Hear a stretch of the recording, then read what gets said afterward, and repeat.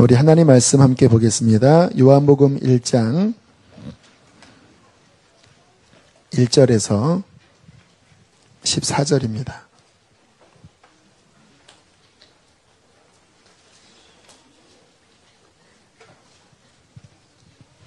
우리 교독하시겠습니다. 태초에 말씀이 계시니라. 이 말씀이 하나님과 함께 계셨으니 이 말씀은 곧 하나님이시니라. 만물이 그로 말미암아 지은 바 되었으니 지은 것이 하나도 그가 없이는 된 것이 없느니라. 빛이 어둠에 비치되 어둠이 깨닫지 못하더라. 그가 증언하러 왔으니 곧 빛에 대하여 증언하고 모든 사람이 자기로 말미암아 믿게 하려 함이라. 참빛 곧 세상에 와서 각 사람에게 비추는 빛이 있었나니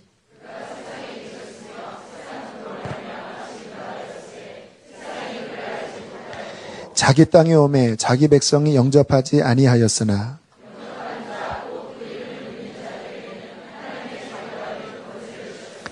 이는 혈통으로나 육적으로나 사람의 뜻으로 나지 아니하고 오직 하나님께로부터 난 자들이니라. 말씀이 육신이 되어 우리 가운데 거하심에 우리가 그의 영광을 보니 아버지의 독생자의 영광이요 은혜와 진리가 충만하더라. 아멘. 오늘 다니엘 김 선교사님 마지막 집회인데요. 예수와 함께 살아내라 라는 말씀으로 우리에게 귀한 말씀의 통로가 되어 주시겠습니다. 나오실 때 우리 힘찬 박수로 우리 맞이하겠습니다.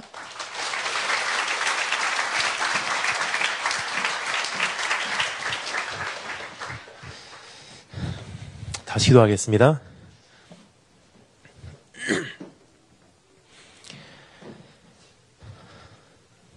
주님 감사합니다. 오늘 이 귀한 시간 우리를 다시 한번 주님의 전으로 불러주시고 주님 음성에 귀를 기울일 수 있는 그런 기회를 허락해 주심을 감사드립니다. 하나님 참 부족하고 연약한 종 또 너무나 귀한 강단에 거룩하신 하나님 말씀 들고 섰사오니 오늘 주님께서 하시고자 하시는 그 역사에 장애물 되지 않도록 말씀을 전하는 자나 듣는 자나 예수 그리스도의 보혈로 깨끗게 하시고 핏부림이 있게 하시며 주 성령께서 오늘 이 시간 우리에게 마음껏 기름 부으시고 주님의 마음을 우리에게 호소해 주시기를 소망합니다. 지금부터 시간을 우리 주님 손에 위탁하옵고 감사드리오며 살아계신 우리 주 예수 그리스도의 이름으로 기도합니다.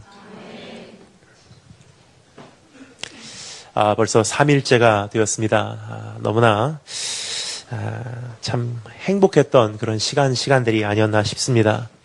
우리 3일 동안 참 여러모로 저를 이렇게 챙겨주신 한 분 한 분께 또 진심으로 감사를 드리고 싶습니다. 저는 지금 어머니 아버지 께서 5년 전에 일본에서의 모든 생활을 정리하시고 은퇴하시고 지금 한국에 들어와 계시기에 한국에 어머니 아버지 계신 인천 송도 국제도시를 저의 그 본부로 지금 사용하고 있습니다.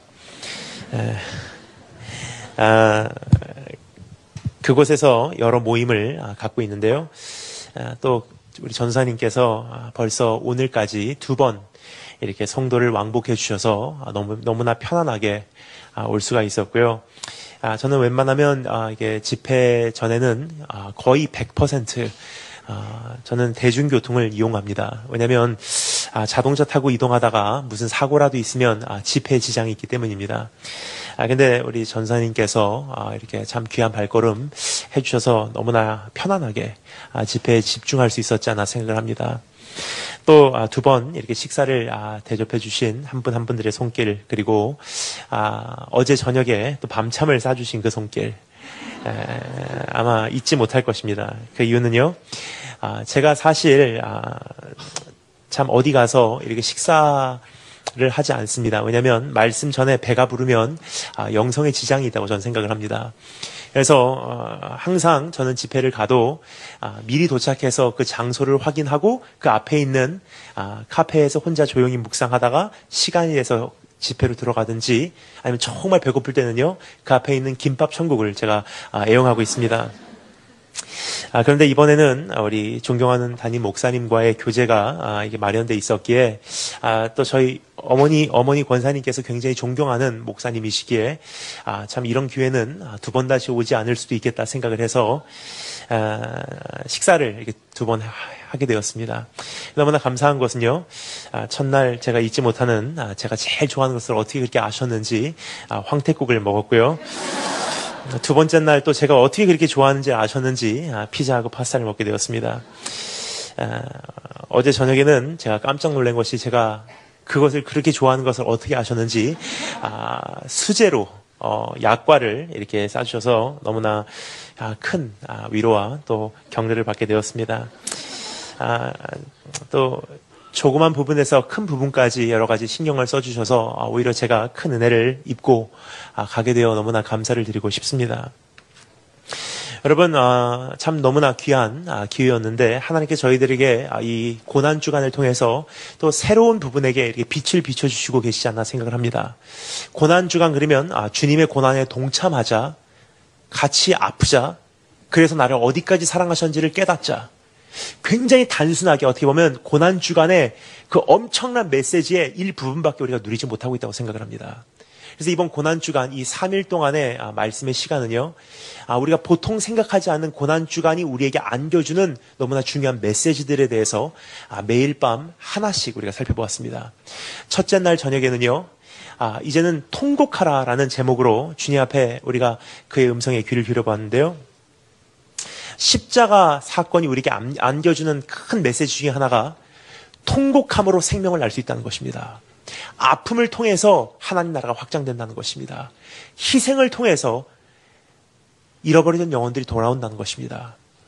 여러분, 오늘 이 고난주간을 통해서 이제는 즐거움에 익숙해진 나의 껍질을 벗어버리고 통증 자체도 이제는 내가 주의 영광을 함께 얻기 위해서 이제 그것을 수용하시는 축복이 있으시길 주님으로 축원합니다.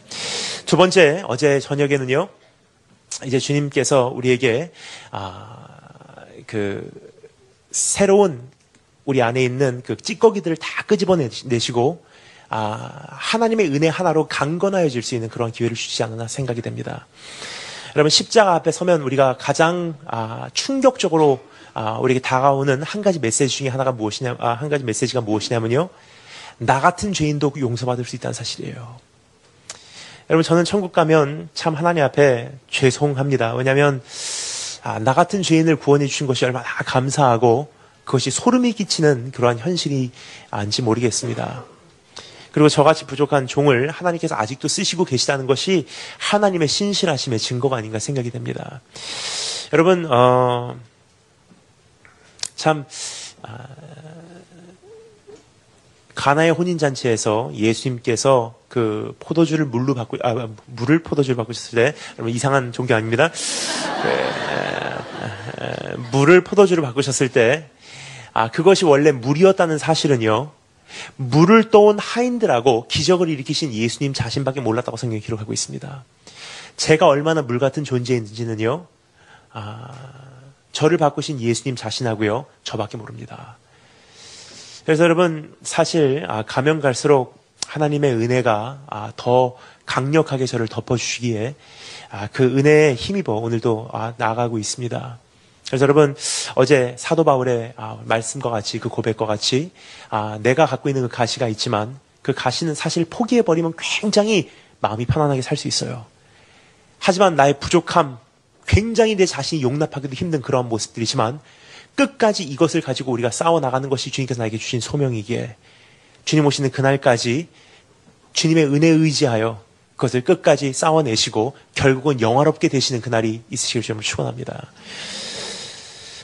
자, 오늘 이 시간에는요, 예수와 함께 살아내라라는 제목으로 오늘 또 고난주간을 통해서 우리가 주시는 그 음성에 함께 귀를 기울여보도록 하겠습니다.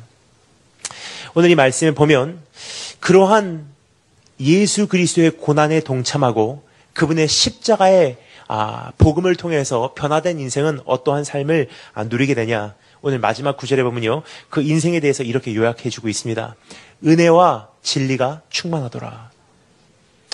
그렇습니다, 여러분. 고난주간이 우리에게 안겨주는 한 가지 엄청난 큰 축복은요, 이제는 은혜와 진리가 충만한 삶으로 나로 하여금 다시 한번 돌아갈 수 있는 통로와 계기를 제공해 준다는 것입니다. 그래서 오늘 이 시간, 오늘 이 말씀을 통해서 우리에게 다가오신 주님께서 우리에게 이렇게 초대하고 계십니다. 이제는 예수와 함께 시작하고 예수와 함께 동행하고 예수 그리스도 한 분만으로 채워지는 은혜와 진리가 충만한 삶을 이 절기를 통해서 다시 한번 회복하여 살아내기를 소망한다. 자, 그렇다면 어떻게 예수와 함께 시작하고 예수와 함께 동행하고 예수 그리스도 한 분만으로 채워지는 그러한 삶을 살아낼 수 있는지 이 말씀을 통해서 다음과 같은 세 가지로 우리가 나눠서 생각해 보도록 하겠습니다. 첫 번째는요, 예수가 말씀임을 인정하라. 두 번째, 예수를 전심 다해 정복하라. 세 번째, 예수를 믿음으로 예수를 영접하여 거듭나라. 예수가 말씀임을 인정하라. 예수를 전심 다해 정복하라. 예수를 영접하여 거듭나라. 우리 세 가지 생각해 보도록 하겠습니다. 첫 번째, 여러분 따라해 주시면 감사하겠습니다. 예수가 말씀임을 인정하라. 여러분 이제 벌써 세 번째 날 밤쯤 되시니까 여러분 저의 패턴을 이제 좀 아시겠죠? 말씀 읽겠습니다. 우리 1절부터 4절 말씀, 예수가 말씀임을 인정하라 말씀하시는 우리 하나님의 말씀을요 직접 한번 우리가 내 가슴에 되새기고자 확인하고자 읽도록 하겠습니다. 1절부터 4절 다 같이 한 목소리로 읽겠습니다. 시작.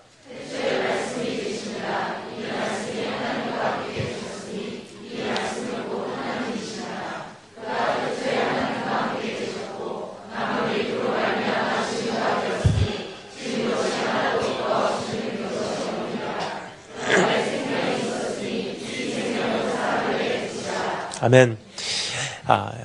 예수와 함께 시작하고 예수와 함께 동행하고 예수 그리스도 한 분만으로 채워지는 이젠 그러한 삶을 내가 살아내기 위해 주님께서는 가장 먼저 우리에게 요구하시는 것은요, 예수 그리스도가 말씀임을 인정하라고 말씀하세요.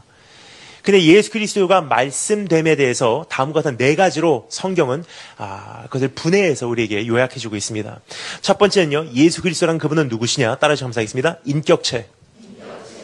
제가 2절, 3절 말씀을요, 굉장히 중요한 부분을 액센트를 넣어서 말씀을 좀 강조해서 제가 읽도록 하겠습니다. 제가 강조하고자 하는 그 액센트를 넣은 단어가 무엇인지 한번 감지해 주시면 감사하겠습니다. 그가 태초에 하나님과 함께 계셨고 만물이 그로 말미암아 지은 바 되었으니 지은 것이 하나도 그가 없이는 된 것이 없느니라. 액센트가 뭐죠? 그 영어로는 he. 무슨 뜻입니까? 그분은 기독교 사상도 아니고요. 그분은 어떠한 프로그램도 아니고, 그분은 어떤 제도도 아니고, 그분은 어떠한 종교적 공식도 아니라 그분은 인격체란 뜻이에요. 여러분, 우리는 너무나 많은 경우 그분을요, 어떠한 기독교 사상, 어떠한 기독교 제도, 어떠한 기독교 공식으로 따질 때가 있습니다. 예를 들어서 우리가 공식적인 얘기를 하게 되잖아요.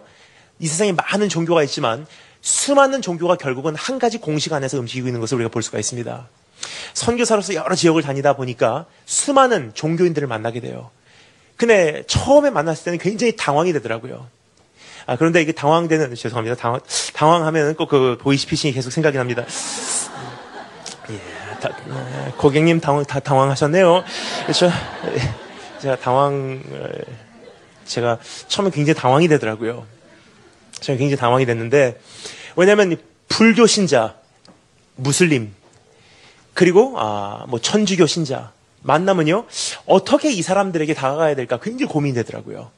왜냐하면 제가 부르심을 받은 그곳은요, 한 나라와 한 지역과 한 민족이 아니라 열방이었기 때문이에요.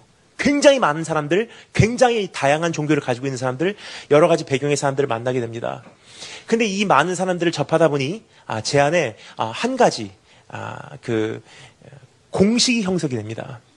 수많은 종교가 있고요, 여러 가지 형태로 그 종교는 존재한다 할지라도 결국 이 세상의 수많은 종교는 결국은 한 가지 공식 안에서만 움직인다는 사실이에요. 그 공식은 무엇입니까? Give and take. 주고받고예요. 잘하면 복 받고 잘못하면 벌 받고, 잘하면 천국 가고 잘못하면 지옥 가고, give and take, give and take. 이 세상에 수도 없이 많은 종교가 다 그 공식 안에서만 움직이고 있어요. 다른 형태로 나타나는 것뿐이지 근본은 똑같습니다. 예를 들겠습니다. 무슬림 어떻습니까? 이슬람의 교리가 무엇입니까? 한 사람당 2명의 천사가 평생 쫓아낸다고 그 사람들은 믿고 있어요. 그래서 하루에 5번씩 예배를 드리면서 그들이 꼭 하는 예식이 있습니다. 뭐죠? 오른편, 왼편을 바라봐요. 그리고 다시 기도하기 시작해요. 아마 천사들한테 인사하는 것 같아요. 살람 알레이쿰 알레이쿰 살람 인사를 해요. 근데 그 이슬람의 교리가 무엇이냐면요. 그 두 천사가 평생 쫓아다녀요.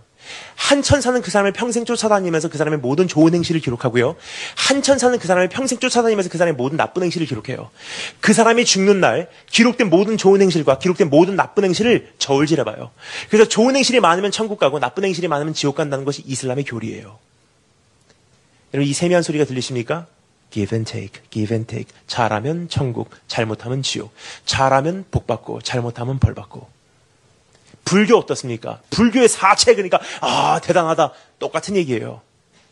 생각해볼까요? 똑바로 살아, 착하게 살아, 열심히 살아, 남에게 패 끼치지 마. 그러면 죽고 환생할 때 인간으로 태어나. 하지만 잘못 살고 악하게 살고 남에게 패를 끼치고 도둑질하고 정직하지 못하게 살면 죽고 환생할 때 바퀴벌레로 태어날지 몰라. 뭐죠? Give and take. 잘 살면 복받고 잘못 살면 벌받고. 근데 안타까운 것은요.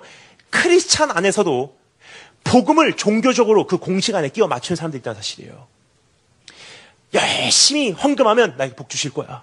열심히 성수질하면 하나님께서 내 사업 축복해 주실 거야. 제가 정말 헌신하면 하나님께서 내 진로 문제 책임져 주실 거야. 근데 만약에 내가 조금 헌금 생활이 부족하고요. 근데 예배 생활이 불성실하고요.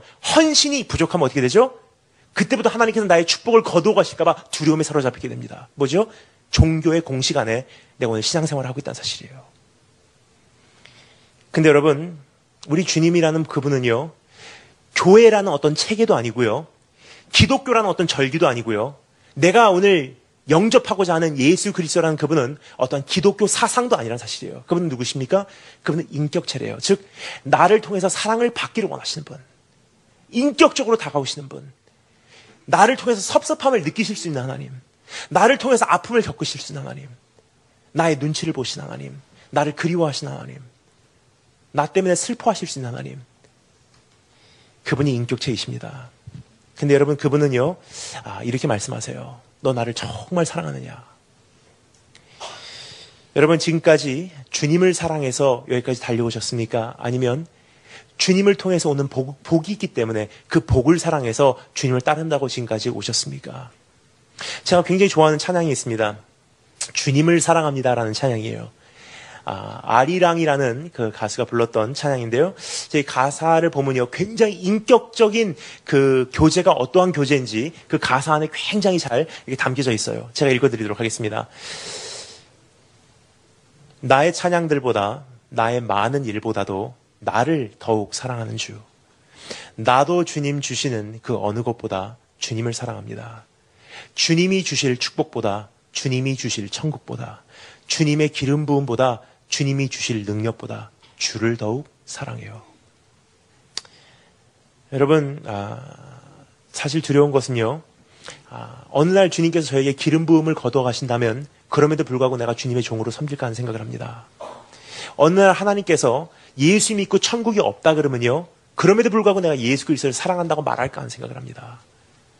여러분 천국이라는 것은 무엇입니까? 이 고난주일이 성취한 엄청난 결과 천국, 영생 무엇입니까? 죽은 다음에 홀홀 날라서 어떠한 고통도 눈물도 없는 그곳에 가는 것이 천국 현실입니까? 아니에요.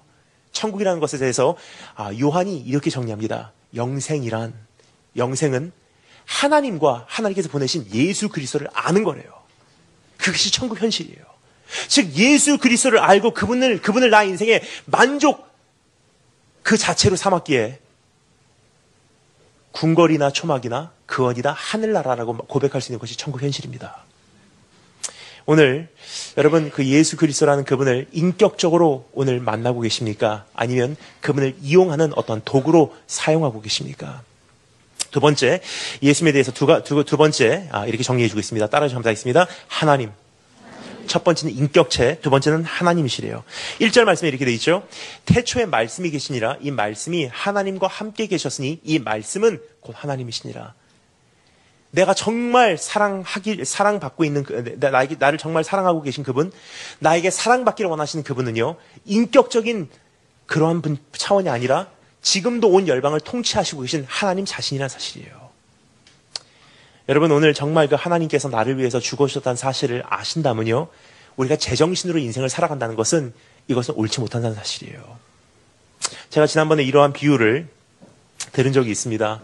여러분, 목사님께서 아까 말씀하셨는데요. 믿음이라는 것은 무엇입니까? 믿음 그러면 우리 보통 이렇게 생각합니다. 하나님을 믿는 게 믿음이라고 생각해요. 하나님이 존재하는 것을 믿는 게 믿음이라고 생각해요. 여러분, 야고보서에서 뭐라고 말합니까? 사탄 마귀도요, 하나님이 존재하는 것에 대해서 알고 있대요. 즉, 내가 가지고 있는 믿음이 하나님이 존재하는 것을 그냥 아는 정도로, 믿는 정도로만 그치고 만다면요, 사탄 마귀가 가지고 있는 기본 상식보다도 못하다는 사실이에요. 정말로 나를 변화시키고 세상을 변화시키는 그 믿음이라는 것은 무엇입니까? 기도가 응답되고 현실이 변화되고 문제가 해결되는 것이 믿음입니까? 그리 아니하시면 어떻게 하실래요? 성경에서요, 조금 전에 목사님께서 말씀하셨죠? 믿음이란 뭐라고요? 바라는 것의 실상이래요. 바라보는 거래요. 즉, 믿음이라는 것은요, 영적 시각이란 뜻이에요. 여러분, 그 시각을 가지고 우리는 무엇을 볼까요? 성경에서 말합니다. 믿음의 주요 너를 온전케 하시리인 예수를 바라보래요. 즉, 믿음이라는 것은 예수 그리스도를 바라보기 위한 영적 시각이란 뜻이에요. 그 영적 시각이 내 삶 속에 눈이 펼쳐지면서 내 눈앞에 펼쳐지는 엄청난 현실이 믿음으로밖에 볼 수 없는 현실이래요. 여러분, 2000년 전의 십자가 사건, 주님 달리시는 그날 밤 사건을요, 우리가 이 육안으로 목격할 수 있습니까? 없습니까? 없어요. 시간과 공간의 지배를 받는 것이 우리의 한계예요. 근데 여러분, 어느 날 하나님께서 선물로, 하나님의 은혜로 우리에게 주어주신 그 믿음이라는 영적 시각이요, 우리의 삶 속에서 눈을 떠버리는 순간 우리는 어떻게 되죠? 시간과 공간을 초월해서 2000년 전 십자가 사건 현장으로 돌아간다는 사실이에요. 그럼 어떻게 될까요? 여러분, 한번 상상해 주시면 감사하겠습니다. 내가 정말로 사랑하는 사람이 내 눈앞에서요, 살인을 당합니다. 굉장히 끔찍한 비유입니다. 하지만 여러분, 십자가 사건의 비유하면요, 이것은 아무것도 아니에요. 그래서 여러분, 이것은 적합한 비유라고 생각을 합니다. 저와 함께 상상해 주시면 감사하겠습니다. 내가 사랑하는 나의 자녀, 나의 부모, 나의 친구, 나의 형제, 나의 애인, 정말 사랑하는 사람이요, 내 눈앞에서 토막살인을 당해요. 사방으로 피가 튑니다. 내 몸에도 그 벽에도 피 범벅이 되고요, 피바다로 바닥은 물들어 있어요. 피비린내 나서 구역질 날 수밖에 없는 그 현장에서 내가 그 살인사건을 목격해버렸어요. 어떻게 될까요? 정신 돌아버려요. 그 사람은 평생 정상으로 살 수는 없다는 사실이에요. 정신질환자로 살게 돼 있어요. 그럼 2000년 전에 십자가 사건을 목격한 증인이라고 하는 내가 그 십자가 사건 하나로 내 인생이 뒤집어지지 않는다는 것은요, 이걸로는 알고 있어도 믿지 않는다는 뜻이에요. 그래서 주님께서 말씀하십니다. 내가 이 세상에 다시 올 때 믿음 있는 자를 보겠느냐. 즉 묻으십니까? 수많은 사람들이 오늘도 믿고 있다고 착각하고, 믿고 있다고 자부하고, 믿고 있다고 내 자신을 과대평가하고 살고 있지만, 정작 마지막 날이 돼서 주님께서 뚜껑을 열어보니 내가 너를 도무지 알지 못하노라. 종교인으로 살았다는 뜻입니다. 그래서 여러분, 오늘 하나님께서 우리에게 말씀하세요. 정말로 그 하나님이 너를 위해서 죽어주셨다는 사실을 네가 안다면 너 제정신으로 살 거 아니야. 여러분, 내가 오늘 만나고자, 오늘 동행하고자 하는 그 예수 그리스도라는 그분은요, 인격체, 하지만 그분은 하나님이라는 사실을 여러분 기억하시기 바랍니다. 세 번째 따라 감사하겠습니다. 창조자.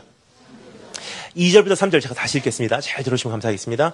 그가 태초에 하나님과 함께 계셨고 만물이 그로 말미암아 지은 바 되었으니 지은 것이 하나도 그가 없이는 된 것이 없느니라. 여러분, 그분이 누구시라고요? 창조자래요. 모든 것이 그로 말미암아 지은 바 되었대요. 그다음에 중요한 것이 있습니다. 이 창조자라는 단어를 우리가 온전히 이해하기 위해서는요, 골로새서 1장 말씀을 우리가 균형을 맞추기 위해서는 그것을 읽어야 돼요. 골로새 1장에 어떻게 되어 있죠? Everything was made by him and for him이라고 되어 있어요. 모든 것이 그로 말미암아 지음을 받은 것도 당연하지만 또 한 가지가 있습니다. 그건 반쪽이에요. 또 한 가지 반쪽은 무엇이냐? 그분을 위하여 창조받았대요. 그분이 나를 창조하신 것이 중요한 것이 아니라 그것만큼 중요한 것 또 한 가지 사실이 있습니다. 왜 창조하셨냐예요. 그 이유는 무엇입니까? 주님 자신을 위해서 나를 창조하셨대요. 즉 내가 그토록 찾고 있었던 인생의 진로 문제가 여기서 해결된다는 사실이에요. 우리 청소년들 많이 와 있지만 잘 들어주시면 감사하겠습니다. 정말로 복음을 만나잖아요. 사춘기 없습니다. 진로 문제 없습니다. 저는 코스타 같은 그런 집회에 가서 우리 청소년들하고 상담을 해요. 그럼 저에게 와서 그 청소년들이 상담을 합니다. 목사님, 저 진로 문제 가지고 좀 저에게 좀 상담 좀 해주세요. 딱 앉으면 그 진로 문제 상담은요, 10분 안에 끝나버려요. 왜 그렇습니까? 복음 안에는 진로 문제라는 것은 존재할 수가 없어요. 저는 예수님 믿고 이 두 가지가 확실히 해결됐어요. 첫 번째는 사춘기. 왜냐, 사춘기 때 겪는 수도 없이 많은 질문들이요, 복음 안에서 다 해결이 돼버려요. 난 어디서 왔는가, 하나님께로. 난 어디로 가는가, 하나님께로. 난 무엇을 위해 사는가, 하나님의 영광을 위하여. 사춘기 없습니다. 사춘기 때 겪는 분노, 부모를 향한 그 불만. 주님을 바라보니 내 부모를 공경하는데 알겠습니다. 사춘기 없습니다. 사춘기를 아직도 겪고 있다는 것은요, 내 호르몬을 다스리지 못한다는 것은 복음 제대로 만나지 못했다는 뜻이에요. 두 번째 해결된 것이 있어요. 진로 문제예요. 전 예수님을 경험하고 나니까, 정말로 예수님을 뜨겁게 체험하고 나니까 제 입에서 터져나오는 한마디 고백이 있더라고요. 근데 이것은 제 고백이 아니에요. 수많은 구름과 같이 허다한 무리들이 우리를 둘러싸고 있는 우리 신앙의 선조들과 동일한 고백이에요. 살아도 주를 위해, 죽어도 주를 위해. 뭐죠? 진로 문제 해결이에요. 나의 비전은 하나님의 비전. 하나님의 비전은 무엇입니까? 물이 바다 덮음같이 온 열방이 여호와의 영광을 인정하는 지식으로 덮이는 날이 반드시 온다는 것이 하나님의 비전이에요. 모든 무릎이 결국은 예수 그리스도의 발 앞에 무릎 꿇고 엎드려서 그를 경배하는 것이 하나님의 비전이에요. 죄와 죽음과 악이 이 세상에서 도말당하고 예수 그리스도의 발 앞에 무릎 꿇어버리는 것이 하나님의 비전이에요. 그럼 나의 사명은 무엇입니까? 그 비전을 내 가슴에 품고 그 비전 이루어드리기 위해서 난 수단과 방법을 가리지 않고 땅까지 복음을 전파하는 것, 사명이에요. 내가 평신도든 목사든 관계없습니다. 사명은 동일해요. 왜냐? 하나님의 비전에서 탄생된 것이 사명이기 때문에. 그럼 나의 역할은 무엇입니까? 때로는 학생으로, 때로는 주부로, 때로는 선교사로, 때로는 사업가로, 때로는 목사로. 부르신 그곳에서 최대한 나의 영향력을 극대화함으로 하루빨리 나의 사명 성취해서 하나님 비전 이루어드리는 것, 진로 문제 해결. 그 다음에는요, 여러분이 하시고 싶은 거 하면 됩니다.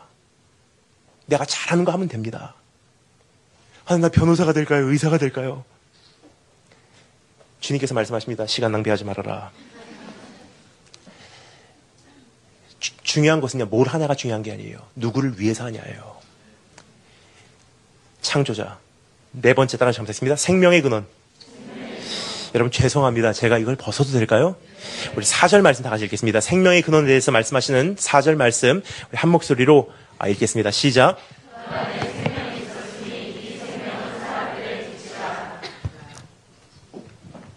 죄송합니다. 제가 굉장히 땀이 많습니다.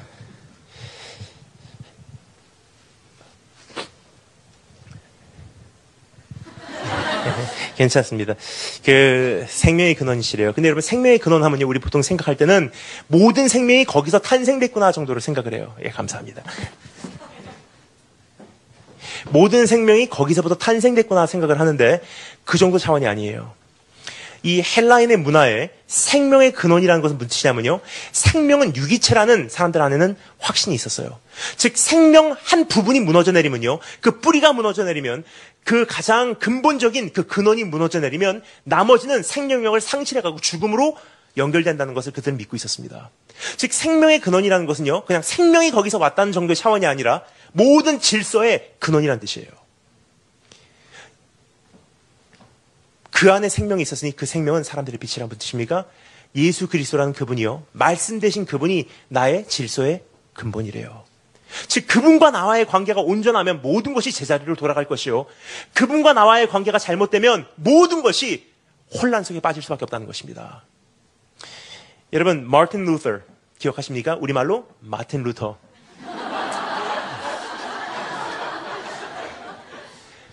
그분이 10계명을 이렇게 해석을 하는데요, 이런 말을 들은 적이 있습니다. 하나님께서 우리에게 10계명을 주셨죠. 제일 첫 번째 계명이 무엇입니까? 주 여호와 하나님 외에 다른 신을 섬기지 말라. 근데 왜 이게 첫 번째 계명일까요? 그것만 지켜지면요, 나머지 9가지 계명 지켜지는 것은 당연한 거예요. 첫 번째 계명을 못 지키면요, 나머지 9가지 계명은요 절대로 지킬 수가 없습니다. 아니 지켜도 문제예요. 왜냐? 나의 의로 지키는 거기 때문에. 첫 번째 계명을 지킨다는 것은 무엇입니까? 주님만이 나의 하나님이시오. 주님만이 나의 주인이시오. 난 주님 한 분만으로 만족합니다. 하나님의 불꽃 같은 눈동자, 그것만을 내가 의식합니다. 주님께서 나를 인정하시면 난 괜찮습니다. 주님 한 분만으로 만족하기 때문에. 정말로 그것이 내 삶 속에서 설립이 되면 어떻게 되죠? 남들에게 인정받기 위해서 도둑질 안 해요. 정말로 그것이 내 안에서 확실하게 서면이 어떻게 되죠? 내가 분해서 남에게 인정받고자 살인사건 저지르지 않습니다. 남의 것을 탐하지 않습니다. 그런데 정말로 내가 주님 한 분만으로 만족하지 못하고 그분이 내 삶 속에 하나님 되시지 못하게 어떻게 되죠? 내 자신을 채워내기 위해서 도둑질하고 살인하고 탐하고 내 인생을 마음대로 살아가게 돼요. 여러분, 오늘 하나님 앞에서 우리가 내 가정 문제 놓고 기도해 왔고요. 지금 우리의 학원 문제 놓고 기도해 왔고요. 진로 문제 놓고 기도해 왔고요. 나의 가정, 질병 혹은 내 자녀 문제 놓고 기도해 왔어요. 하지만 주님께서 말씀하시는 것은요. 우리 관계에 위해서 기도하자. 주님과 나와의 관계만 설립되면요. 나머지는 원위치로 돌아가게 되어 있습니다. 자, 지금까지 네 가지 살펴봤습니다. 그분이 누구시라고요? 인격체, 하나님, 창조자, 생명의 근원. 자, 그런데요. 이것을 한마디로 요약해서 요한이라는 사람은 이렇게 정리해주고 있습니다. 그분은 뭐라고요? 말씀이래요. 그럼 말씀 그리면 우리가 보통 생각할 때는요. 하나님의 말씀 혹은 성경 말씀, 어떠한 언어, 단어를 생각해요. 하지만 여러분 그 당시에도요. 2000년 전 이 요한복음이 쓰여지는 그 당시에도 헬라어 안에는요. 이 말씀이라는 단어를 표현하기 위한 굉장히 다양한 수많은 단어가 있었어요. 근데 요한이라는 사람이요. 로고스라는 단어를 사용했을 때는요. 이것은 우연이 아니에요. 한 가지를 이야기하고 싶어서였기 때문입니다. 뭐냐, 로고스라는 단어는요. 우리에게도 생소하게 들리듯이 사실상 2000년 전 그 당시 살고 있었던 유대인들에게도 헬라인 문화에 사는 그 사람들에게도 이 로고스라는 단어는 굉장히 생소한 단어예요, 사실. 왜냐, 이 로고스라는 단어는요. 일반 용어가 아니라 철학 용어예요. 그것은 예나 지금이나 똑같습니다. 철학을 전공해 보신 분들 아실 거예요. 로고스, 철학에 나온 단어예요. 그 당시는 물론 제가 좋아하는 그 스타벅스, 우리말로 스타벅스죠. 스타벅스가 없었어요. 한번 상상해 주시면 감사하겠습니다. 그 철학자들이요. 그 고대, 그 헬라인 문화에 사는 그 철학자들이 하루 종일 커피 마시면서 예를 들어서 이제 논하는 거예요. 논쟁이 시작됩니다. 우리는 어디서 왔을까? 우리는 어디로 가는 것일까? 내 인생의 존재는 무엇일까? 내 인생을 어떻게 살아가는 것이 정말 의미 있는 인생일까? 죽은 다음엔 무엇이 나를 기다리고 있을까? 하루 종일 토론을 하는 거예요.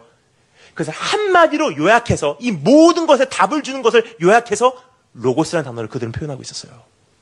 즉 인생의 매뉴얼이라는 뜻이에요. 여러분 저는요 여동생이 하나 있습니다. 아미 김 전도사라 그러죠. 그 여동생은요 지금 결혼을 했어요. 오빠보다 빨리 가고 있습니다 인생을. 근데 여동생이 누구하고 결혼했냐면요 제 매제는 제 옛날에 같이 살던 룸메이트예요. 여기까지 말씀드리면 어떤 분들은 이미 그 머리 안에 그 어떤 이야기를, 스토리를 형성을 하십니다. 오빠 보러 왔다가 룸메이트하고 눈 맞아서 결혼을 했겠구나. 좀 바로 이해를 도와드리기 위해서 제가 좀 설명을 드리도록 하겠습니다. 제 여동생이요. 미국에 있는 위튼 대학이라는 크리스찬 대학에 입학을 했어요. 그 당시 2학년 학생으로 재학 중이었었던 라이언 리 전도사죠. 그 라이언이라는 그 남학생이 1학년으로 입학하는 후배 제 여동생을 보고 눈에 반해버린 거예요. 그때부터 쫓아다닙니다.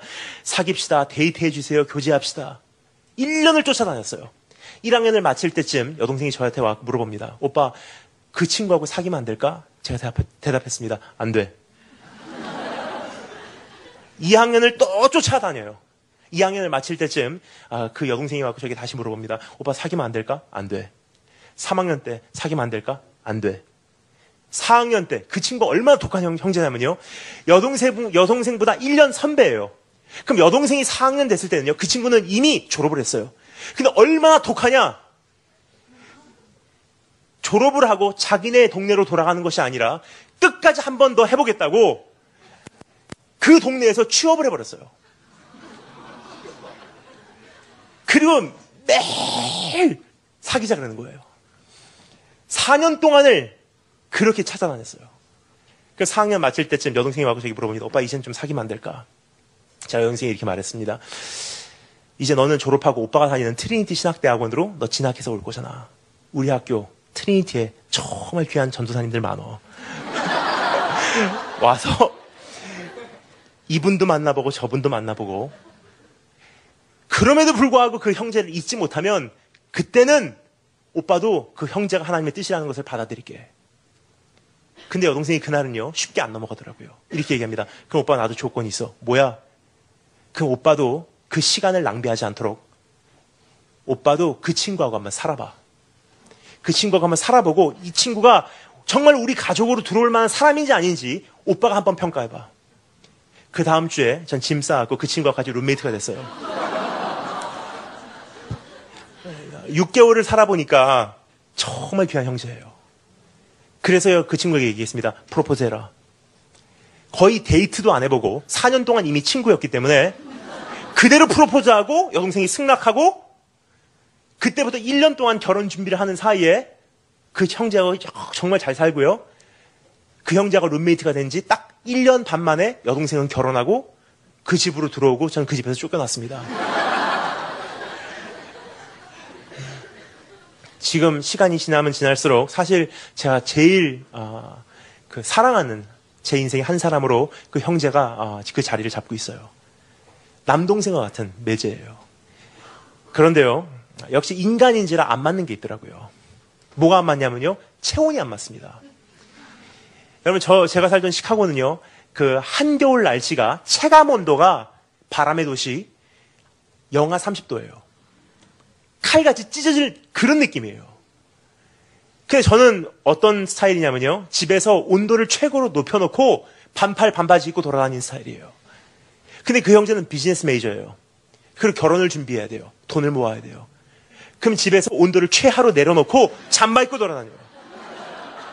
제가 올리면 내리고 올리면 정말 힘들었는데 여동생이 있는 오빠가 약하더라고요. 그래서 제가 그 형제한테 얘기했어요. 어떻게 하면 좋을까? 네 온도에 내가 맞춰줄게. 형이 불쌍하니까 나도 방법이 있어. 뭐야? 그러니까 내 방에 전기난로가 있어. 이거 가지고 와서 형 방에서만 펴. 끌고 들어와서 제 방에다 놓고 온 했습니다. 근데 이게 안 켜지는 거예요. 막 눌러봤어요. 안 켜져요. 3일을 기다렸습니다. 아직도 추워요.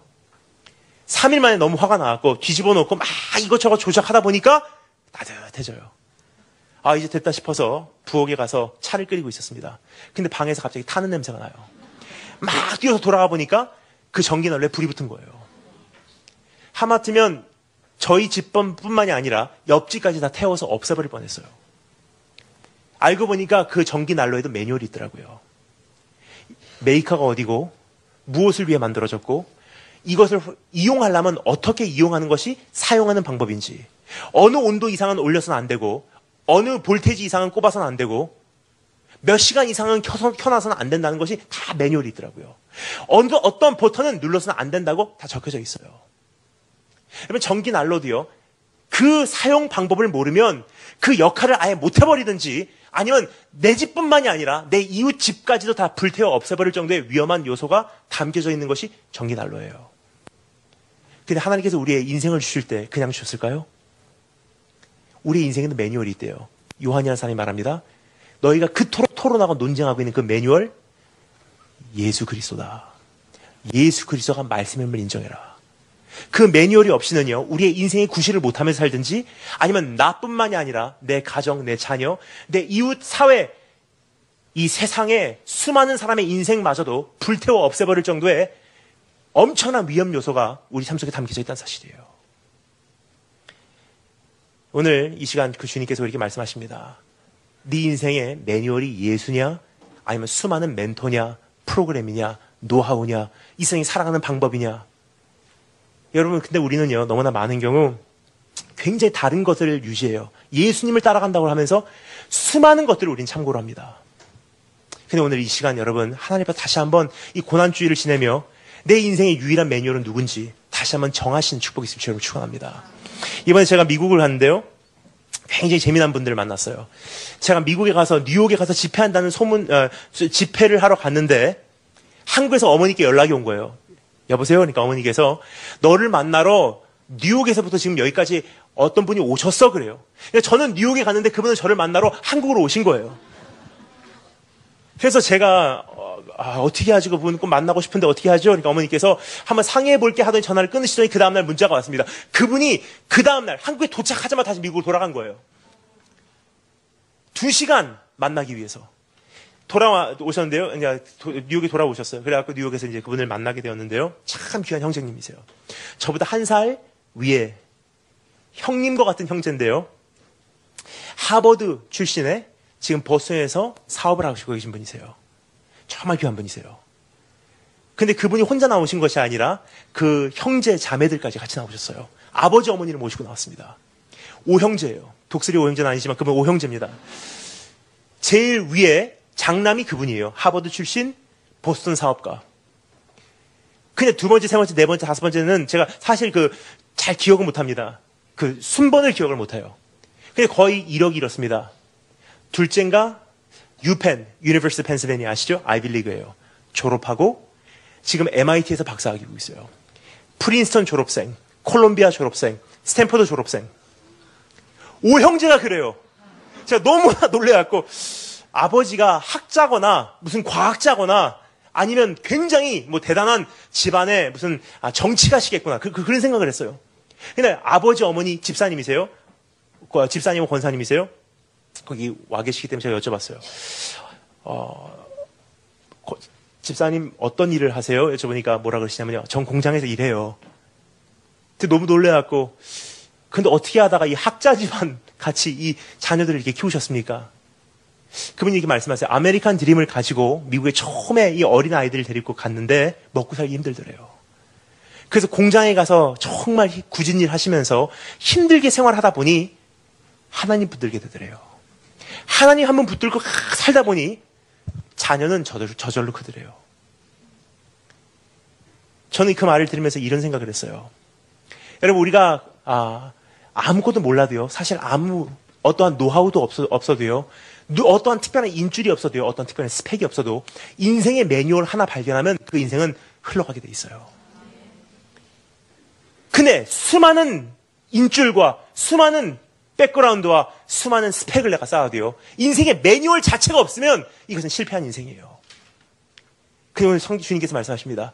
예수 그리스도만이 인생의 매뉴얼임을 그분이 말씀임을 인정하라. 오늘 다시 한번 나와 내 가정, 특별히 내 자녀들에게 어떠한 매뉴얼을 내가 안겨줘야 하는지 하나님 앞에서 한번 내 자신에게 물으시고 결단하신 축복이 있을 줄 축원합니다. 2번째 따라 감사했습니다. 예수를 전심 다해 정복하라. 5절부터 11절 말씀 다 같이 한 목소리로 읽겠습니다. 5절부터 11절 다 같이 한 목소리로 우리가 읽겠습니다. 예수를 전심 다해 정복하라 말씀하신 주님의 음성을요. 직접 5절부터 11절 읽겠습니다. 시작.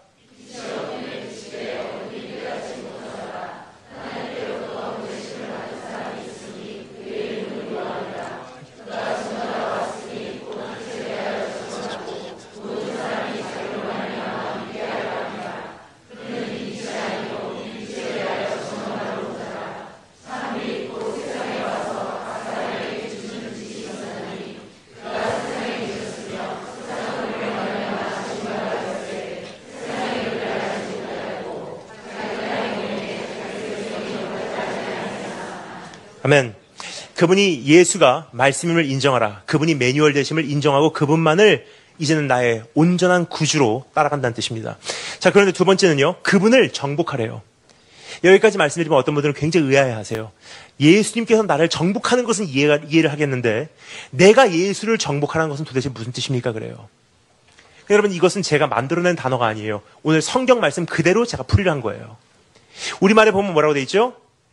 빛이 어둠에 비침에 어둠이 빛을 깨닫지 못하더라 그래 있어요. 알지 못하더라 돼 있습니다. 근데 영어 성경에 보면요 이렇게 번역이 되어 있습니다. The darkness did not overcome the light. 어둠이 빛을 정복하지 못하더라 돼 있어요. 우리말로는 깨닫는다, 안다, 영어로는 이긴다, 정복한다. 왜 전혀 다른 번역으로 돼 있을까요?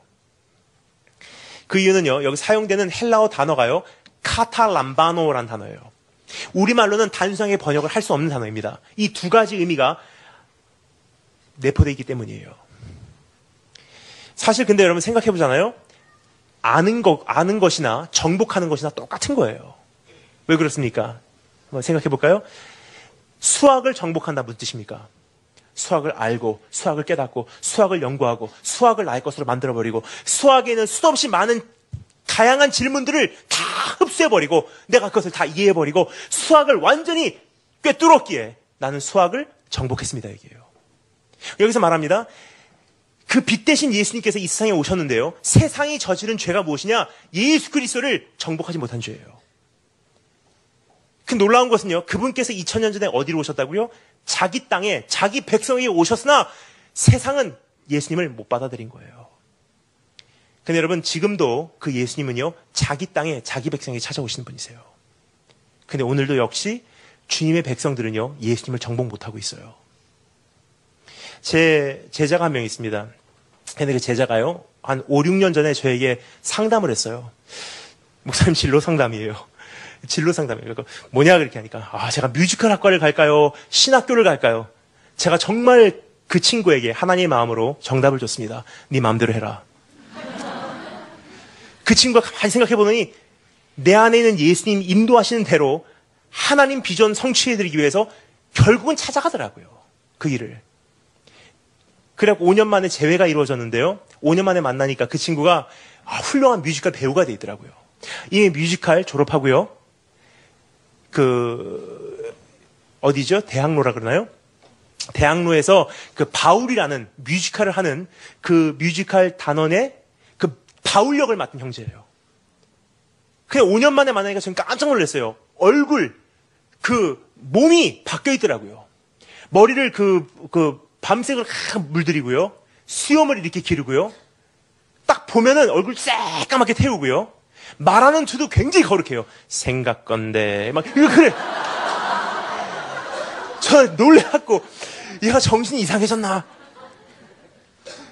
오랜만에 만나는데 심각한 거예요. 앉아봐라 하고 얘기를 하기 시작했는데요.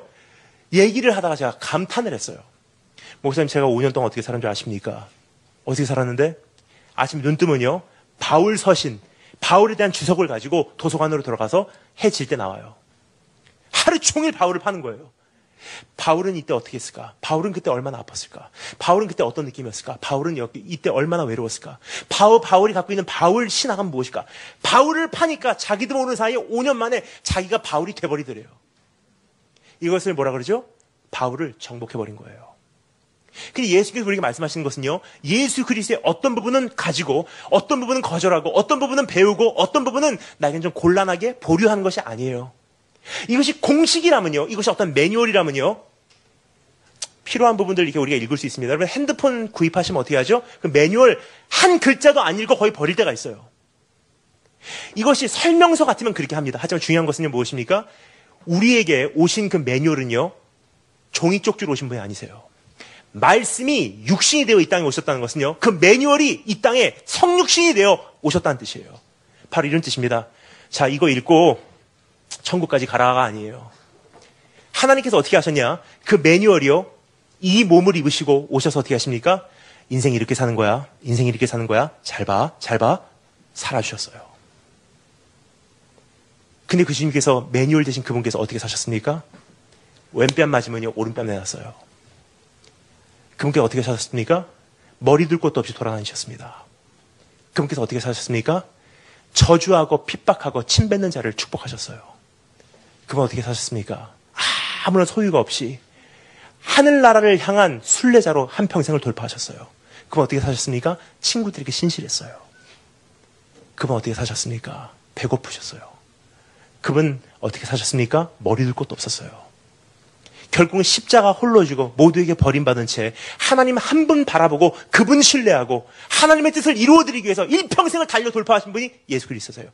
그리고 그분께서 말씀하십니다. 인생 그렇게 사는 거야. 여러분 어떻게 사실래요? 우리는 예수님 하면요. 아직도 설명서로 이해를 하기 때문에 이 부분 배워야 하고 이 부분 나에게 교훈을 가지고 이 부분 나에게 적용하고 그게 중요한 것입니다. 그것은 설명서죠. 인격체가 아니에요. 인격체는 무엇입니까? All or nothing. 누구하고 교제할 때 우리가 너 이 부분은 좋아, 이 부분만 교제할게라고 말하지 않습니다. 인격체라는 것은 무엇입니까? 그 사람을 전체를 받아들여서 좋은 모습도 나쁜 모습도 받아들이냐, 아니면 그 사람하고 교제를 아예 하지 않냐예요. 그분이 인격체를 나에게 다가오신다는 것은요, 너 나를 받아들이겠냐 무슨 뜻입니까? 너 나 따라오면 정말 행복할 때도 있어. 하지만 네가 나 따라오면 눈물도 있어. 네가 나 따라오면 정말로 기도 응답이 되는 그런 날들도 있을 거야. 하지만 네가 나 따라오면 인생 거꾸로 가는 것 같이 느껴질 때도 있을 거야. 근데 인생 그렇게 사는 거야. 너 나 따라올래? 이게 내가 네 인생의 매뉴얼이야. 여러분, 오늘 예수 그리스도를 부분적으로만 교제하고 있는지, 아니면 그분을 내가 정복하고 있는지 내 자신에게 한번 물어보신 축복이 있을 주님으로 축원합니다. 여러분, 고난주의를 우리에게 안겨주는 한 가지 큰 메시지 중에 하나는 무엇이냐면요, 하나님 뜻대로 정말 살아가면요, 세상이 우리를 미워한다는 메시지예요. 하나님의 뜻을 정말로 성취하기 위해서 이 시대를 달려가면요, 세상이 우리를 핍박하고 죽이는 것은 정해진 사실이래요. 그 성경이 뭐라고 말합니까? 무릇 그리스도 예수 안에서 경건하게 살고자 하는 자에게는 핍박이 있을 수도 있다? 아니에요. 있을지어다. 그렇죠? 반드시 있다는 거예요. 반대로 내가 핍박이 없고요, 세상과의 어떤 마찰이 없으면요, 내가 경건하게 살고 있지 않다는 뜻입니다. 우리가 그리스도와 함께한 후사요, 하나님의 후사요, 그리스도와 함께한 후사니 어떻게 해요? 우리가 그와 함께 영광을 얻기 위하여 고난도 함께 받아야 되느니라. 주의 이름을 위하여 핍박을 받는 자는 뭐라고요? 복이 있나니 천국이 저희 것이며. 우리가 종이 주인보다 크지 못하는 말을 기억하라. 사람들이 주인된 나를 핍박하였은즉 종된 너희를 핍박하는 것은 당연한 것이래요. 여러분, 오늘 이 예수 그리스도의 이 고난 주간을 우리가 지나며, 오늘 특별히 오늘 성금요일을 지나며 예수님의 어떤 부분만을 내가 원해왔는지, 어떤 부분만을 내가 오늘 닮으려고 해왔는지, 그 주님께서 말씀하십니다. 전체를 받아들이냐, 아니면 부분적으로만 받아들이냐. 이것은 교제를 하냐 교제를 못하냐의 차이예요. 마지막 세 번째, 따라서 감사하겠습니다. 예수를 영접하여 거듭나라. 우리 마지막으로 예수를 영접하여 거듭나라 우리에게 말씀하시는 주님의 초대의 말씀을 직접 읽어보도록 하겠습니다. 12절부터 14절 말씀 한 목소리로 읽겠습니다. 12절부터 14절 한 목소리로 우리가 읽겠습니다. 시작.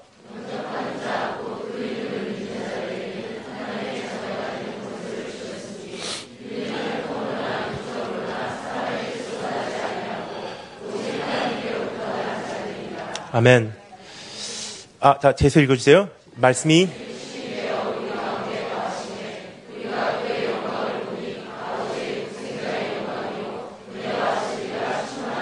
아멘. 첫 번째는 예수가 말씀임을 인정하라. 두 번째는 예수 그리스도를 전심 다해 정복하라. 세 번째는 예수를 영접하여 거듭나라. 여러분, 그 거듭난다는 것은요, 우리가 생각하는 것과 조금 다르다고 생각합니다. 우리가 거듭난다는 것은요, 나도 예수님을 믿습니다. 예수님 내 마음에 들어와 주세요. 내 마음을 엽니다. 예수님 이름으로 기도합니다. 아멘. 거듭났습니다. 근데 한 가지 여쭤보겠습니다. 여러분, 주문 외워서 구원받습니까? 주문 외워서 구원받는다는 것은요, 이단 사입입니다. 마음으로 믿어 의에 이르고 입으로 신하여 구원받는다는 것은 도대체 무슨 뜻입니까? 물어보신 분들이 계세요. 근데 여러분, 그것은요, 우리에게 한 말이 아니었어요. 그 성경에 쓰여질 때 초대교회 성도들에게 하나님께서 주신 말씀이에요. 뭐죠? 그 당시 어떤 시대였죠? 예수 믿으면 사자굴에 던짐을 당했고요. 예수 믿으면 돌 던짐을 당했고요. 예수 믿으면 사회에서 쫓겨났고요. 예수 믿으면 핍박당하고 투옥되고 죽임당하는 그 시대였었어요. 근데 한 사람의 유대인이요, 그 시대적 토양 속에서 나도 예수를 영접합니다. 무슨 뜻입니까? 나 죽어도 괜찮습니다. 내가 그토록 기다리던 메시아가, 우리 어머니 아버지께서 언젠가 그분이 오실 거야라고 말씀하셨던 그분이 예수 그리스도임을 내가 드디어 알았기에, 내 안에 그토록 기다리던 그 이상과 실상이 하나가 되어버렸기 때문에 이제 나는 죽어도 한이 없습니다. 난 예수 그리스도 내 구세주로, 나의 메시아로 영접하고 이제 나는 죽어도 한이 없습니다. 그 뜻이었어요. 그렇게 마음으로 믿어 의에 이르고 입으로 시인하여 구원에 이르는 것은 주님께서 주신 말씀인데, 따라 읽어보세요. 자, 따라 읽어보세요. 그거로 고맙는 게 아니라는 사실이에요. 오늘 주님께서 말씀하시는 것은요, 뭐라고요? 예수를 영접하여 거듭나래요. 영접한다는 건 무슨 뜻입니까? 영접한다는 것이 무엇인지 굉장히 궁금했어요. 그래서 저는 성경을 이렇게 보다 보니까 굉장히 재미난 것이 있습니다. 영접한다, 믿는다, 신뢰한다, 거의 같은 단어로 사용되고 있어요. 그래서 오늘 여기선 특별히 두 가지가 나오죠. 뭐라고 되어 있습니까? 영접하는 자, 곧 그의 이름을 믿는 자들. 즉 영접하는 거나 믿는 거나 똑같은 거래요. 근데 이것을요, 다른 말로 표현해서 to believe, what is that? To believe, to place my faith in him. 나의 신뢰를 그분에게 건다는 뜻이에요. 여러분, 영접한다는 건 무슨 뜻입니까? 내 삶의 문을 연다는 뜻이에요. 즉 내가 신뢰하지 않으면요, 아무나 모시지 않습니다. 내 인생의 문을 열고 그분을 모실 때는요, 바로 이런 뜻이에요. 내 안에 들어와서 천국으로 보내주세요가 아니라, 내 안에 들어와서 나에게 유익한 것만 내 삶 속에 주세요가 아니라, 내 삶으로 들어오셔서 나를 이제 보험과 같이 내 죽으면 언젠가 천국 갈 수 있는 그런 존재가 되게 해주세요가 아니라, 내 마음을 열고 내 삶을 열고 들어오세요란 것은요, 당신은 나를 아프게 할 수 있는 존재입니다. 하지만 괜찮습니다. 당신이 주는 아픔이라면 나는 감당할 만합니다. 그 뜻이에요. 결혼한다는 건 무슨 뜻입니까? 여러분, 제가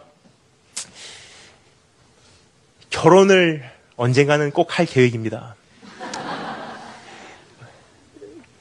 그런데 참 많이 생각을 하게 돼요. 왜냐면요, 결혼을 한다는 것은 무엇인가 보면요, 당신은 나에게 상처를 줄 수 있는 권리가 있는 사람입니다. 바로 그 뜻이 아닌가 생각돼요. 당신이 나에게 주는 상처는 괜찮아요. 이게 영접한다는 뜻이에요. 내 삶으로 문을 열었기 때문에 그 사람이 들어와서 상처투성이로 만들던, 이것을 산산조각으로 만들던, 갈기갈기 찢어놓던 내가 연 이상 내 선택이에요. 예수 그리스도를 영접한다는 것은요, 신뢰한다는 뜻이에요. 주님 내 마음에 들어오시면요, 주님께서 나를 인도하신 그 길은 십자가의 길일 수도 있어요. 내가 주님을 영접하면요, 주님께서 인도하신 그 길은 험난한 길일 수도 있어요. 주님을 영접하면요, 내가 가는 그 길은 고독하고 아프고 외롭고 인정받지 못하고 세상에서 실패로 여겨지는, 세상의 매뉴얼대로라면 거꾸로 가는 인생일 수도 있다는 사실이에요. 그래서 주님께서 물어보십니다. 너 그럼에도 불구하고 나를 받아들이길 원하니? 여러분, 그분을 영접한다는 것은요, 비록 이러한 현실이 있다 할지라도 당신을 난 신뢰하기에 그런 길이라도 난 마다하지 않고 당신과 함께 가겠습니다는 뜻이에요. 여러분, 오늘 그러한 각오로 예수를 영접하셨습니까? 아니면 어떤 주문을 외우셨습니까? 여러분, 처음부터 여기서 출발했으면 우리는 어떻게 했었을까요? 시험당해서 교회 안 나온 사람 없습니다. 주문을 외웠기 때문에 시험 들어서 교회 안 나온 사람들이 그렇게 많은 거예요. 여러분, 우리 그분은 어떤 분이십니까? 사실 영접하는 게 중요한 것이 아니라 그분이 신뢰할 만한 분이라는 사실이 중요한 거예요. 왜냐, 그분을 우리가 영접할 수 있는 것은요, 그분의 신실함이 대단하기 때문에 영접하는 것이 오히려 당연한 거예요.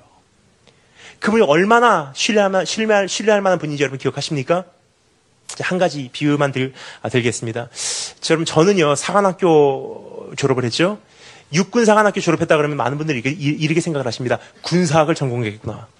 근데 여러분, 사관학교는 군사학 전공하지 않습니다. 군사학은 필수 과목이에요. 그런데 사관학교도 보통 대학과 똑같이 전공들이 있어요. 제 전공은 심리학이었었어요. 두려워 마십시오. 심리적으로 분석하고 그거 아닙니다. 제 전공이 심리학이었어요. 근데 오빠를 본받아서 그런지 제 여동생도요, 위튼 대학교에 가서, 크리스찬 대학교에 가서 심리학을 전공하더라고요. 저는 그 찰스턴 사우스캐롤라이나 미국의 가장 동부 남쪽에 있었고요. 여동생은 시카고에 있었기 때문에 떨어져서 심리학을 전공하고 있었어요. 그런데 졸업을 하고 나니까 깜짝 놀랐습니다. 저는 제가 배우는 심리학이 단 줄 알았어요. 근데 막상 졸업하고 시카고에 제가 트리니티 신학대학원에 입학을 해서 여동생하고 굉장히 가까운 곳에서 제가 지내면서 여동생이 배우는 심리학하고 제가 갖고 있는 심리학을 좀 비교를 해봤어요. 제가 놀랐습니다. 제가 갖고 있는 심리학이 단 줄 알았는데 제가 배운 심리학하고 여동생이 갖고 있는 심리학하고요, 심리학의 색깔이 다르더라고요. 여동생 크리스찬 대학 심리학 어떻습니까? 상담학, 내적 치유학, 아픈 사람 참 이야기 들어주는 것, 공감해주는 것, 외로운 사람 찾아가는 것, 아픈 것 만져주는 것, 여동생이 배운 심리학이에요. 저는요, 고문학, 전쟁 심리학, 어떻게 상대방에게 공포 분위기를 조성해주나. 사관학교에서 배운 심리학이 색깔이 다르더라고요. 제가 감탄을 했어요. 이렇게 다르구나. 사실 여동생이 참 부럽더라고요. 아, 사역자면 저게 필요해. 지금 지나보니까요, 저 한 가지 정말 감사한 것이 있어요. 사관학교에서 배운 심리학이 이렇게 도움이 될 거라고 생각 못했어요. 그 중에 한 가지가 무엇이냐면요, 고문에 대해서 배울 때 전 감탄을 했습니다. 고문에 대해서 뭐라고 가르치냐면요, 장교들로서 전쟁터에 나가서 전쟁을 치르다가 전쟁 포로로 끌려갈 수가 있다는 거예요. 그땐 반드시 고문이 가해지는데요, 상대방이 나에게 어떠한 심리전을 지금 펼치고 있는지를 알아야지 고문에서 견디든지 아니면 거기서 타협하든지가 정해진다는 사실이에요. 그 고문에 대해서 가르치면서 이렇게 말씀하십니다. 이렇게 이야기하더라고요. Everybody breaks down in the end. 내가 누구이건 간에요, 고문이라는 것은 사람을 누구든지 박살내게 돼 있어요. 내가 특공부대 출신이라든지요, 내가 정말로 대단한 훈련을 받은 사람인지요, 어린아이든지 관계가 없습니다. 고문이라는 이것은요, one size fit all가 아니에요. 한 사이즈로 모든 사람에게 맞춰서 만든 것이 아닙니다. 각 사람마다 커스텀 메이드예요. 어떤 사람은 손가락 하나 부러뜨려야지 이야기하는 사람이 있고요, 어떤 사람은 10개를 다 뽑아버려야지 얘기하는 사람이 있어요. 그 강도의 차이지, 고문은 사람을 반드시 이야기하게 돼 있어요. 그러니까 고문이 여러분 지속되는 게 골치 아픈 거죠. 누구든지 마지막에는 깨지게 돼 있습니다. 왜냐, 내 육신을 지켜내기 위해서 내가 끝까지 이 고난을 감수하는 것을 내 육신이 허용을 안 하거든요. 예를 들까요? 단순한 예입니다. 정말 사랑하는 여자친구가 있다고 예를 들겠습니다. 그 여자친구가 정말 그 연약한 여자친구예요. 그 여자친구가 제 팔을 비틉니다. 아파 하다가 그 여자친구가 제 팔이 비틀다가 퍽 나갈 것 같잖아요? 저는 마음은 그렇게 생각은 안 하는데 제 몸이요, 내 자신을 지켜내기 위해서 반사반응이 있는 게 있어요. 아파 하다가 도저히 안 될 것 같으면 뼈가 퍽 나가기 전에 어떻게 합니까? 반사반응, 아프단 말이야, 팍! 그럼 여자친구는, 그쵸? 이게 내가 원해서가 아니에요. 몸의 반사반응이에요. 근데 여러분, 그렇게 보면요, 이 순교자라는 것이 굉장히 대단해요. 이 육신이 사실 순교를 당할 수가 있는 육신이 아니에요. 마지막 순간까지 가서 우리는 타협하게 돼 있어요. 그래서 순교 당하신 분들 보면 정말 대단합니다. 어떻게 합니까? 거의 공통적인 특징이 있어요. 마지막 이제 정말 내가 도저히 감당 안 되겠다 하는 순간까지 가면 예수 그리스도가 보좌에서 일어나는 걸 보게 돼요. 어떻게 되죠? 그 안에서 마약에 취한 사람같이 몽롱해진 상태로 가버리는 거예요. 하나님의 은혜로 순교는 완성이 돼요. 마지막 시대에 오늘 이 가운데 계신 어떤 분들은요, 순교자의 대열에 서실 분들도 계세요. 그냥 내 능력으로 되는 게 아니에요. 내가 기도 많이 했다 되는 게 아니에요. 선택받은 그 사람들이 하나님께서 그날 쏟아부으시는 은혜예요. 근데요, 여러분, 예수님께서 십자가 달리실 때 어떻게 하십니까? 마약 마취주사 놓고서 십자가에 달려서 고통 없이 주님 돌아가셨어요? 아니에요. 2000년 전 오늘 밤 주님 십자가 달리실 때는요, 맨정신으로 십자가 못 박아버렸어요.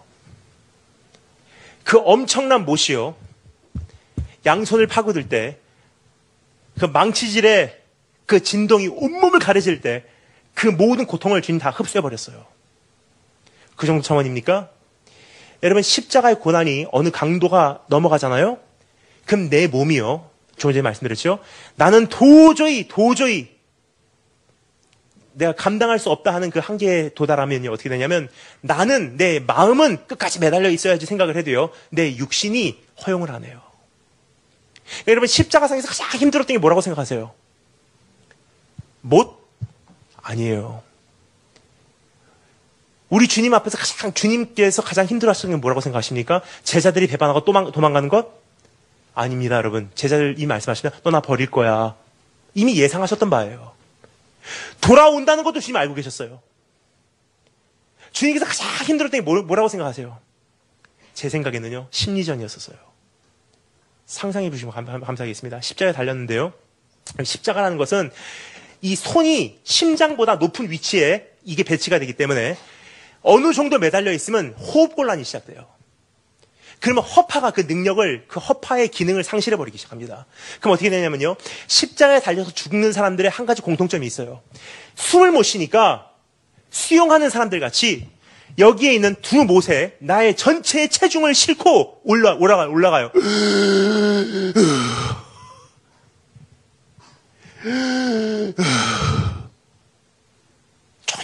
조금씩 숨 막혀 메말려가는 질식해서 죽어가는 것이 십자가 죽음이에요. 그 순간 주님 어땠을까요? 온몸의 상상을 초월하는 그 통증이요. 가로지를 때마다 가장 힘들었던 건 무엇이냐면요. 주님 안에는요. 십자가에서 내려갈 수 있는 능력이 그 안에 있었어요. 그럼 웬만한 사람 같으면요. 내가 도저히 감당 못하는 그 한계까지 도달하면 내가 원치 않더라도 내 몸이 그것을 사용해버려요. 그 주님 어떻게 하십니까? 상상을 초월하는 그 통증이 내 몸을 가로지를 때마다 주님 의식적으로 선택을 하세요. 하나님, 오늘은 난 내 능력 사용하지 않겠습니다. 오늘은 천군 천사 동원하지 않겠습니다. 오늘은 나는 어린 양입니다. 오늘은 난 여기서 내려갈 수가 없습니다. 오늘 내가 내려가면 이들이 구원받지 못합니다. 오늘 내가 여기서 내려가면 잃어버린 자들이 돌아올 수가 없습니다. 오늘 내가 여기서 내려가면 하나님의 나라가 완성이 되지 않습니다. 난 오늘은 여기서 죽는 것이 내 사명입니다. 끝까지 매달려 가시다가 선택하시고 또 선택하시고 숨 쉬시고 또 선택하시고 또 선택하시고 결국 마지막에 주께서 외치신 건 무엇입니까? 다 이뤘다.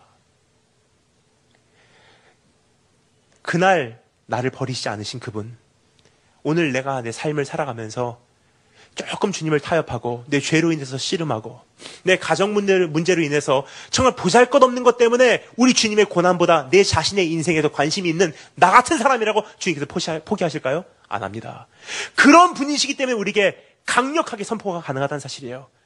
볼지어다 세상 끝날까지 내가 너희와 함께하리라. 왜냐? 그분께서 끝까지 함께 하시는 것을 이미 증명하셨기 때문에. 그래서 사도 바울은 말합니다. 내가 확신하노니 사망이나 생명이나 천사들이나 권세자들이나 현재일이나 장래일이나 능력이나 높음이나 깊음이나 다른 아무 피조물이라도 우리를 우리 주 그리스도 예수하는 하나님의 사랑에서 끊을 수 없으리라. 그 정도 분이시라면요, 우리 영접할 수 있어요. 하나님, 내가 주님 따라가는 그 길이요, 주님을 내 인생의 매뉴얼 삼고 주님을 정복하고 주님대로 내가 살아가는 것은 사실 만만한 인생이 아닙니다. 하지만 여러분, 고난주일이 우리에게 전해주는 메시지는요, 그분 신뢰할 만한 분이라는 사실이에요. 그날 내려오지 않았습니다. 그런 분이시라면 내가 왜 이런 고난을 당하고 있는지 도저히 헤아릴 수 없을지라도 한 가지는 압니다. 그분 좋으신 분이에요. 내가 왜 오늘 이런 인생의 이 현장에 내가 있는지는 도저히 이해가 안 될 때가 있어요. 하지만 한 가지는 확실합니다. 그분 나를 아직도 사랑하시고 계시다는 사실이에요. 여러분, 우리의 인생에 사는 동안 주님 따라가는 그 길목 가운데 헤아릴 수 없는 일들이요, 헤아릴 수 있는 일보다 사실 더 많습니다. 근데 우리가 이 삶을요, 우리가 돌진해서 우리가 담대하게 나갈 수 있는 이유는 한 가지예요. 내가 따라가기로 작정한 내 인생의 매뉴얼 되신 그분은요, 나를 사랑하시고 선하시고 거룩하시고 끝까지 나를 버리시지 않는 것을 이미 증명하신 신뢰할 만한 분이시기 때문입니다. 오늘 그분 앞에 내가 어떻게 살아야 할까? 다시 한번 내 인생을 한번 올려드리고, 내가 도저히 이해가 안 간다 할지라도 난 주님 따라가겠습니다. 오늘 고난주일, 오늘 이 귀한 밤에 그러한 선택을, 그런 결단을 내리신 여러분 되시길 주님으로 축원합니다. 찬양팀 올라오시고요. 잠시 우리 찬양곡하고 기도하도록 하겠습니다. 제가 어제부터 제가 찬양팀에게 부탁드린 찬양과 제가 강단에서 갑자기 바꾼 찬양들이 있어서 죄송합니다. 하지만 오늘도 한 곡만 제가 바꿀게요. 147장 옛날 찬송가로 147장 주 달려 죽은 십자가 우리 함께 부르면서 오늘 말씀 다시 한번 내 가슴에 되새기기를 소망합니다. 제가 가사를 읽어드리겠습니다. 조금 전에 목사님 말씀하셨죠? 믿음의 주여 너를 온전케 하시리 예수를 바라보라. 믿음은 바라보는 거예요. 그래서 오늘 우리가 주님께서 나를 위해서 죽어주신 십자가, 그 십자가 다시 한번 생각할 때 내 안에는 새로운 능력이 탄생될 것입니다. 저 정도 분이라면 하나님 내가 돌파하겠습니다. 저 정도 분이라면 내 인생 나 이제 불안해하지 않겠습니다. 저기까지 사랑하셨다면 이해되지 않아도 괜찮습니다. 저기까지 나를 버리지 않았다면 세상에서 인정받기 위해 비굴하게 살아가지 않겠습니다. 주 달려 죽은 십자가 우리가 생각할 때 세상에 속한 욕심을 드디어 우리가 헛된 줄 알고 버릴 수가 있어요. 죽으신 구주밖에는 우리가 자랑을 안 할 수가 있다는 것입니다. 보혈의 공로 힘입어 오늘 다시 한번 주의 은혜에서 와서 은혜로 가는 우리의 인생을 바라보고 우리의 교만한 마음을 내려놓을 수 있습니다. 우리의 주님의 못 박힌 손발 오늘 다시 한번 우리가 바라보시고 주님의 크신 자비로 인해서 이제 나도 그 면류관 쓸 수 있는 그 자리로 고난과 아픔과 눈물을 마다하지 않고 나아가겠습니다. 다시 그런 고백으로 이 찬양을 함께 부르도록 하겠습니다. 다 같이 찬양하겠습니다. 주 달려 주십시오.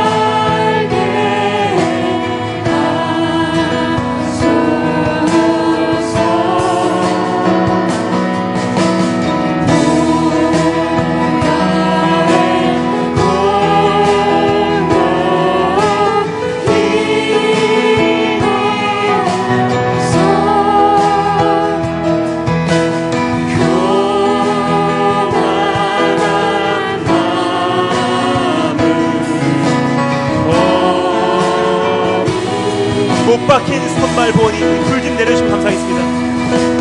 못 박힌 선발 보니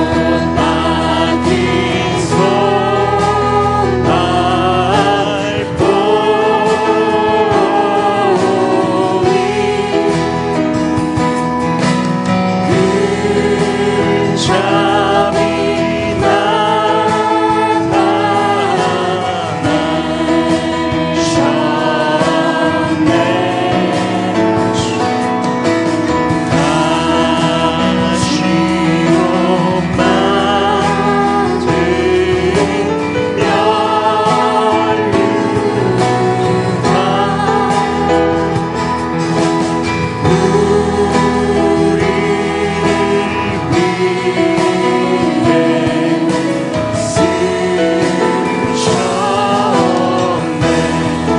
세상 만물 세상 만물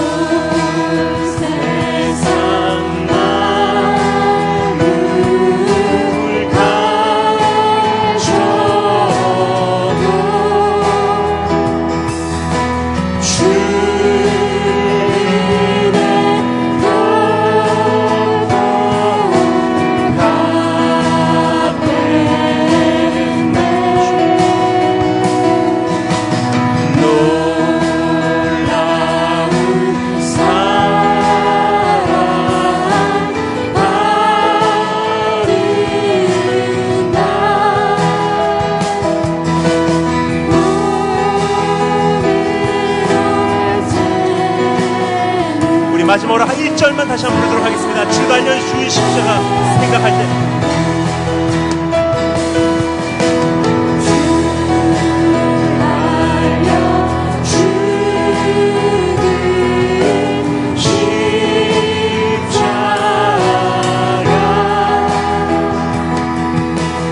주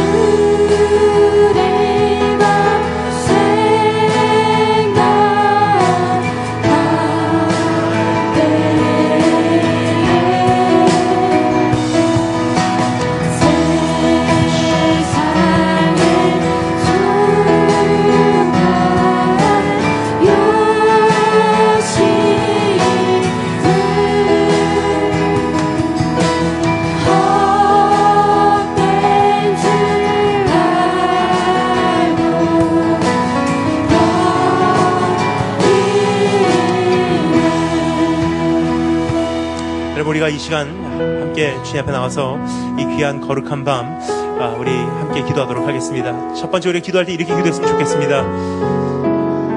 하나님, 내 방식대로 해봤지만 가정도 산산조각 났고요, 잘한다고 했건만 내 자녀 주님 앞에 오늘 세워져 있지 않고요, 잘한다고 했건만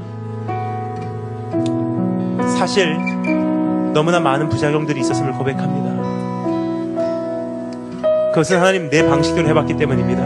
내 매뉴얼이 있었기 때문입니다. 사람들이라는 매뉴얼이 있었기 때문입니다. 세상이 안겨준 매뉴얼이 있었기 때문입니다. 하지만 오늘 다시 한번 주님 앞에 나와서 우리 고백하기를 소망합니다. 주님만이 나의 인생의 매뉴얼입니다. 주님 방식대로 한번 살아보도록 하겠습니다.